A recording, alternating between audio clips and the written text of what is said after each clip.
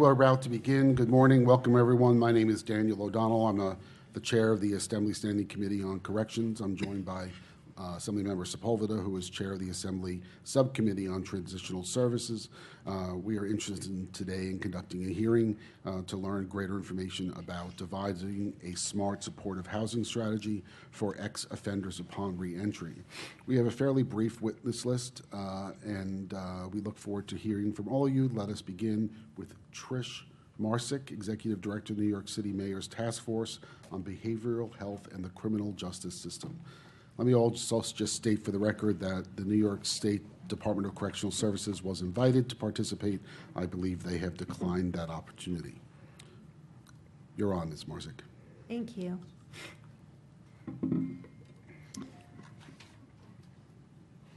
All right. Good morning, Chair O'Donnell, Chair Sepulveda, and members of the Committees on Corrections and Subcommittee on Transitional Services. My name is Trish Marsick, and I am the Executive Director of the Mayor's Task Force on Behavioral Health and the Criminal Justice System at the Mayor's Office of Criminal Justice. Thank you for the opportunity to testify today. The Mayor's Office of Criminal Justice advises the Mayor on public safety strategy and, together with partners inside and outside of government, develops and implements policies aimed at reducing crime, reducing unnecessary arrests and incarceration, promoting fairness, and building strong and safe neighborhoods. The issue we are here to discuss today, supportive housing for people returning to New York City from jail or prison, should be seen in New York City's larger crime context. Over the last 20 years, New York City has experienced the sharpest drop in crime of any city in the nation. Every type of major crime has plummeted, and 2015 had the lowest yearly crime numbers in the modern CompStat era. And although in the rest of the country, jail and prison populations increased 11% between 1996 and 2013, New York City's jail population fell by over half. These trends provide proof that we can both have more safety and a lighter criminal justice touch. Despite this progress, some stubborn system problems remain. One example with great relevance to this hearing today is that while the overall jail population has dropped, the percentage of the population with behavioral health needs has stayed largely constant, thus comprising a bigger and bigger percentage of the total number incarcerated. While in fiscal year 2010, people with mental illness comprised 29% of the New York City jail population, today they represent approximately 40% of the overall jail population.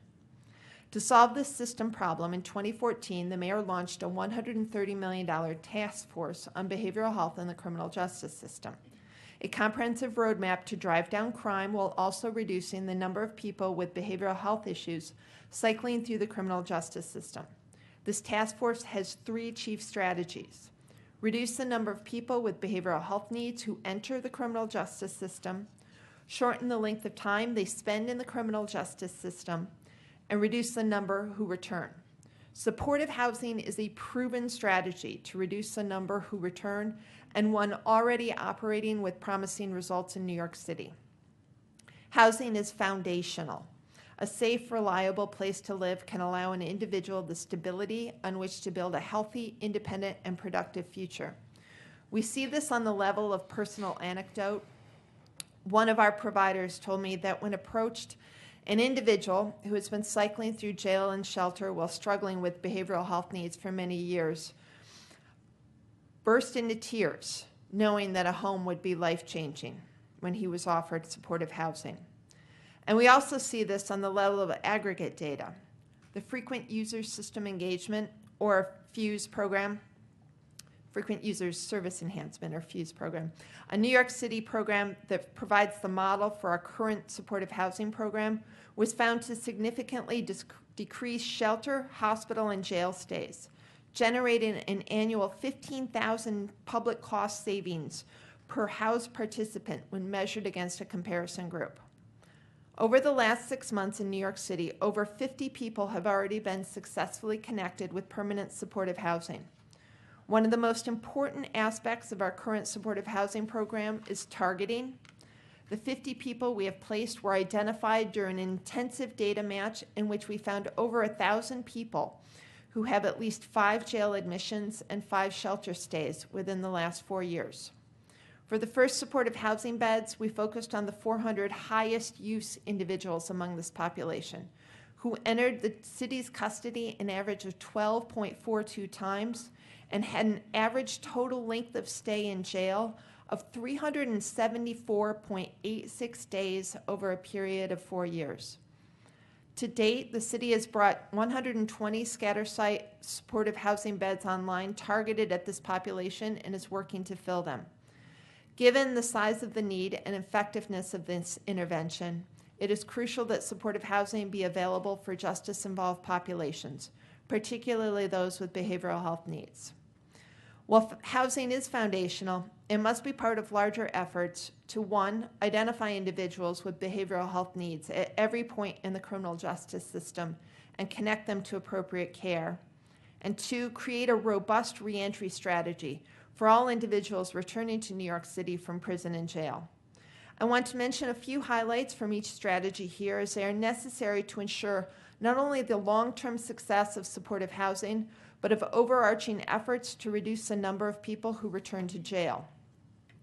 To effectively address behavioral health needs throughout the criminal justice system, the city is currently piloting behavioral health screening at arraignments, during which nurse practitioners and other health professionals are identifying those with immediate behavioral health needs, as well as connecting to their treating providers for care and potential diversion.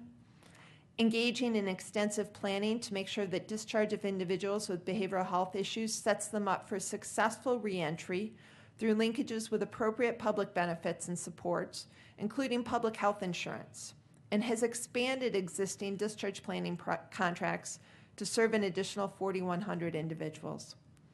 Ensuring minimal disruptions in public health insurance coverage by improving connections to Medicaid and benefits upon release from jail, and launching in-house Department of Probation behavioral health teams that provide advisory services in the screening and assessment of the behavioral health needs of individuals on probation, connecting them to clinical and concrete community-based services.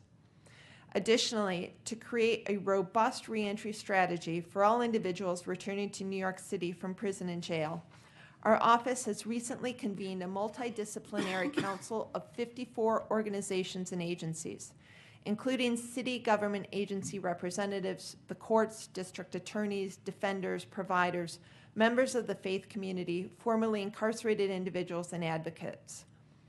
The council will work to comprehensively understand populations in need through conducting a deep analytic dive to understand the risk, service needs, and characteristics of the target population in order to identify opportunities for intervention and then map available reentry options and develop solutions to address unmet needs.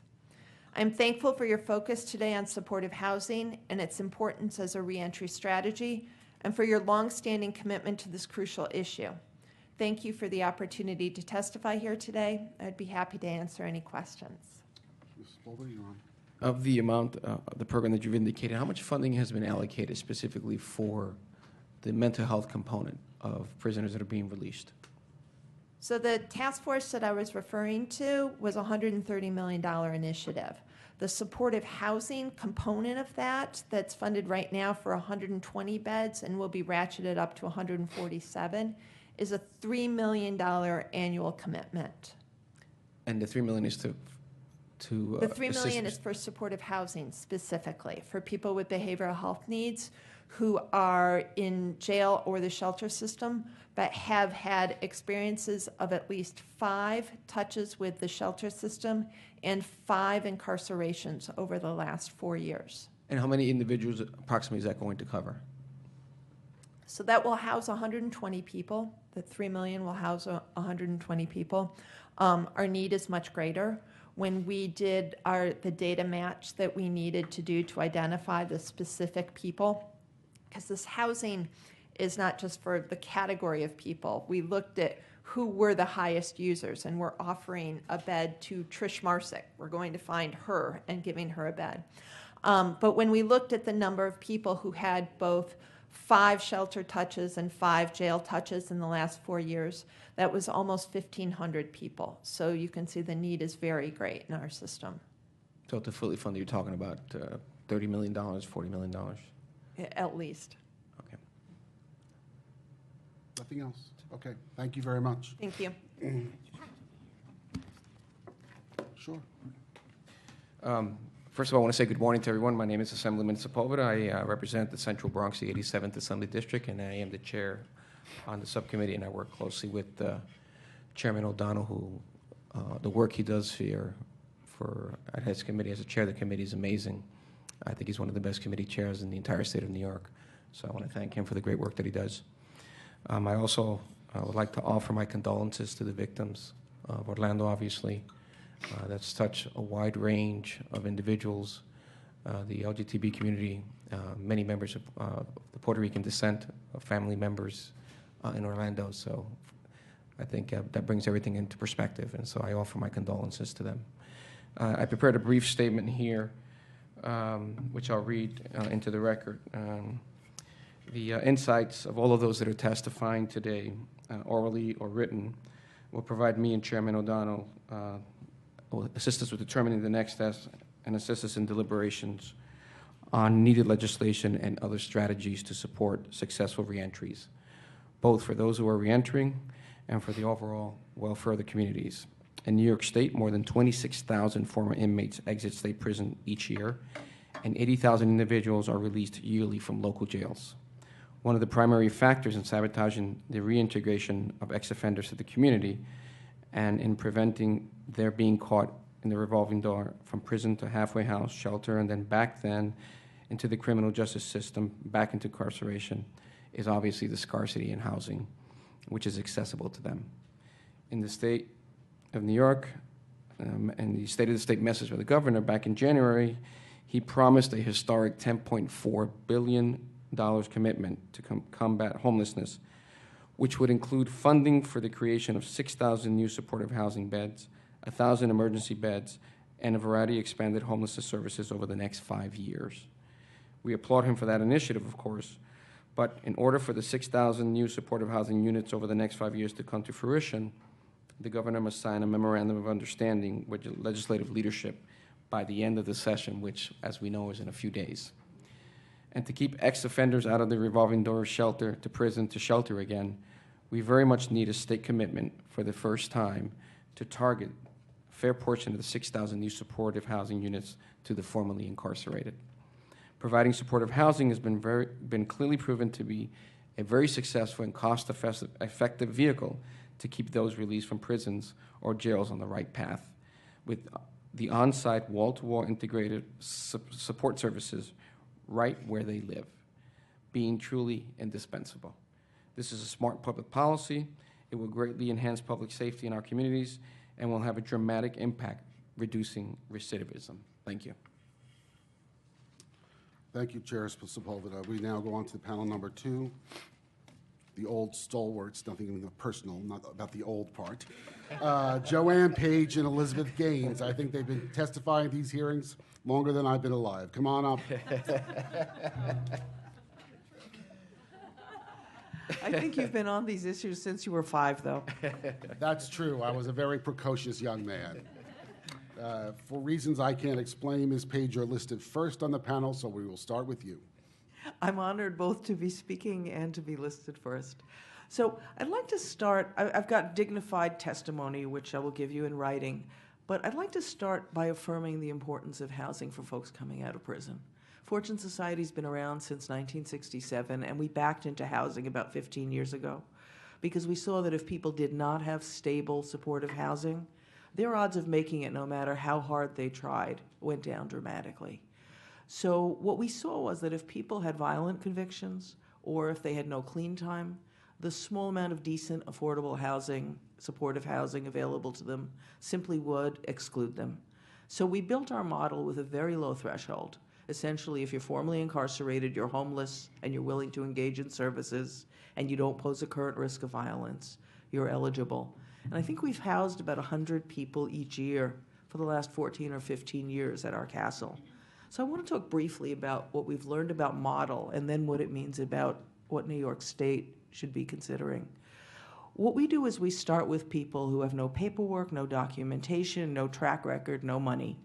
and we stabilize them, help them go to their next step. Sometimes that next step is reuniting with family after building trust back. Sometimes it's getting a good job and being able to afford market-level housing. Sometimes people have serious enough disabilities that they really need to be in supportive housing. Once we move people through the emergency shelter phase, we have them go into transitional housing if they need to stay with us longer, still under the same roof, still supported with enormous supportive services. And then when they're ready to move out into permanent housing, we look at the array of supportive housing options available, including some that we offer, some that other organizations offer, and we look at whether people can return to independent living, and we move them into that next step. At this point, we house about 300 people a year who are formerly incarcerated and come to us homeless, in a range from our shelter to our transitional housing to our permanent congregate to our supportive housing in the community. And we have 60 of the 120 beds that Trish mentioned for folks who are mentally ill. We've learned that it also is not a linear process. Most of our people have long-term substance abuse histories. Many have a combination of mental health issues and substance abuse problems. And often what we hope will be the permanent placement doesn't become the permanent placement, and they still need work. So we make a lifetime commitment to people that we will take them back and start all over again so that they don't return to shelter, don't return to incarceration. And our model is going to be replicated in Syracuse with the Syracuse Housing Authority and Center for Community Alternatives. We're in the process of raising capital money.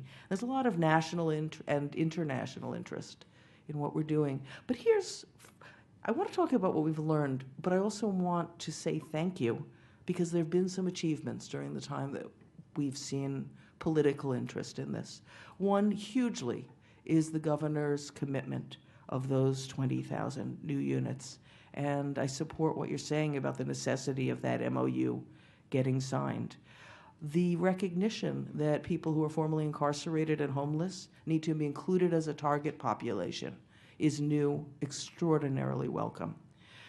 As one of the recommendations from the New York State Council on Reentry, we recommended that there be protection against routine housing discrimination, because supportive housing will not meet the need fully. What really needs to happen is that people be able to access the too limited amount of affordable housing in the same way that anybody else can, without blanket discrimination based on criminal record. And we're currently engaged in a lawsuit against a major Queens landlord who does blanket discrimination against folks with records, using a fair housing argument, because if you discriminate based on record, by definition, you are discriminating disproportionately against people of color. The last kudos that I want to give is to parole, and I don't do that often, but they've done two things that took enormous discussion and fighting, but help stem parole-created homelessness. One of them is that it used to be that if somebody had a parole officer, was doing well, was housed, was stable, and then changed parole officer, we often would see that the housing would come apart because the parole officer would not authorize it.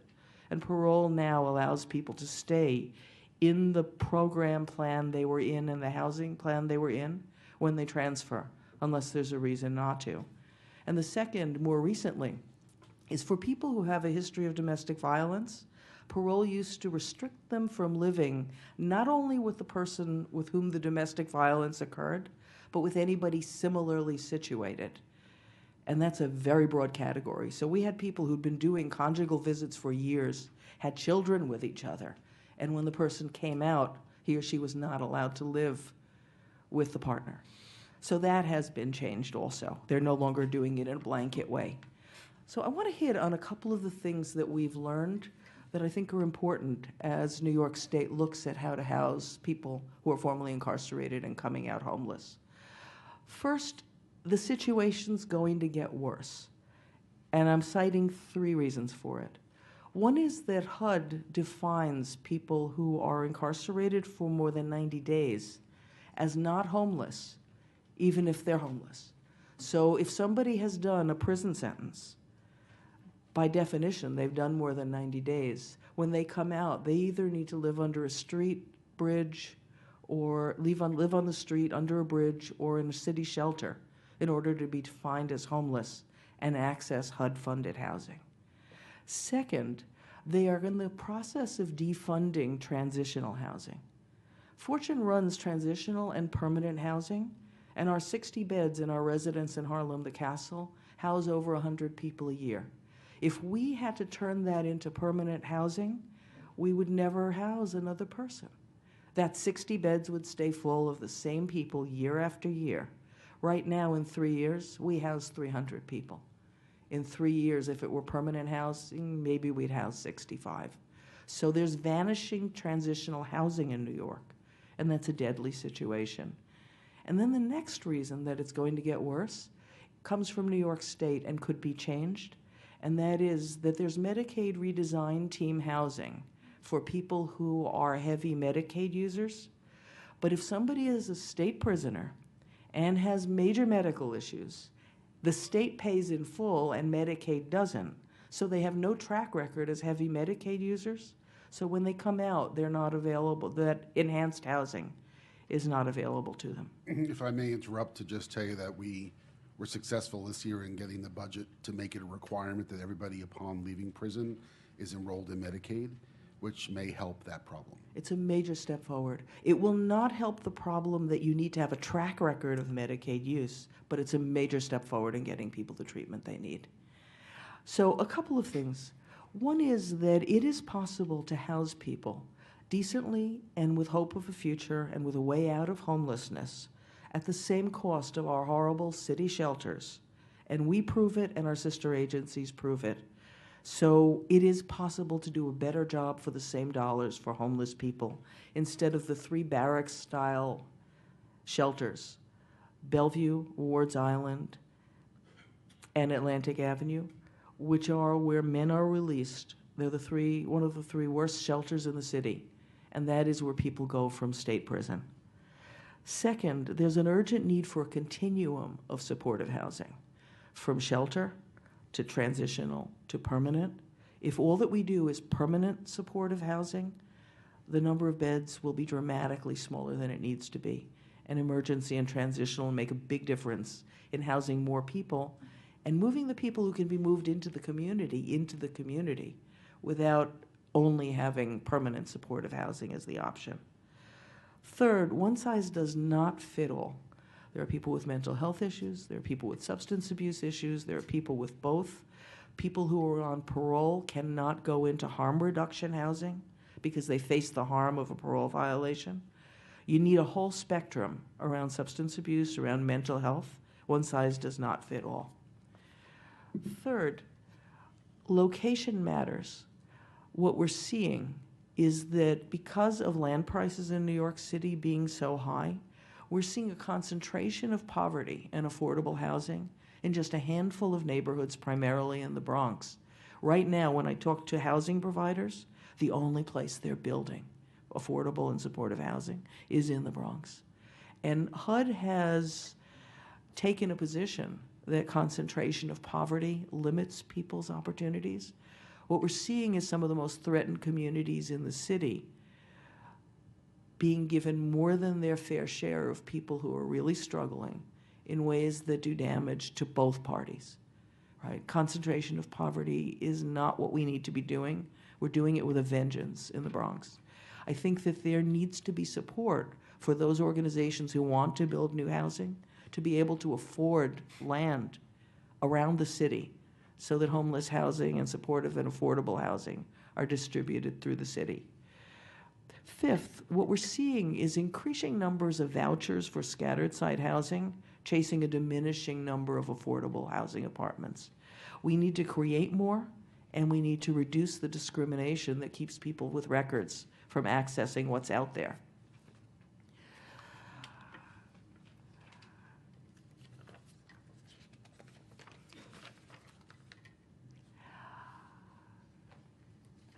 There are needs to address special populations. I think also of youth aging out of foster care. For our population, it's youth jailing out of foster care. And they have special needs. They need supports. Another population is seniors. I'll leave that to Liz to talk more about that because she will. But what I've learned is that when we advocate for people who have had homicide convictions, have done decades in prison, are rated as extremely low in recidivism, when we can offer a bed in the castle, we have an increased chance that they're going to make parole and make it to a place where they'll be stable and be supported. The last thing I want to say is we need that MOU because we need to move forward with those 6,000 units. Thank you again for this chance to testify. It's always a pleasure to see you, Ms. Page. Thank you. Ms. Haynes, you're on.